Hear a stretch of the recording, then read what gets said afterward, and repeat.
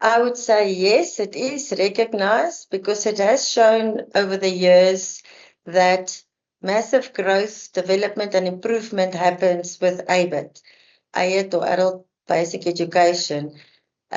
Some companies would say that it's a time waster, and it takes long and it's quite expensive. But then again, if you look at the value of the development of other employees throughout the years that started on the lowest level, and actually when you go on site for a site visit, they can actually communicate with you, have a conversation with you, whereby when you went there in the beginning, they actually just looked at you and they couldn't even greet you because they couldn't um, speak in English at all. So yes, definitely it does because there's been numerous and quite millions of learners that went through our training through the 30 years that we as a provider has been operating in the industry. And we have definitely seen the development.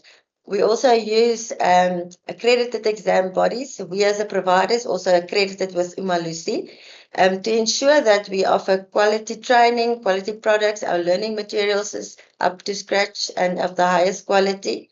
So I would definitely say that it is recognized as we need to be accredited also for it to be able to operate within the training industry, in the workplace, obviously in the corporate industry, mines, whichever industry, it doesn't matter.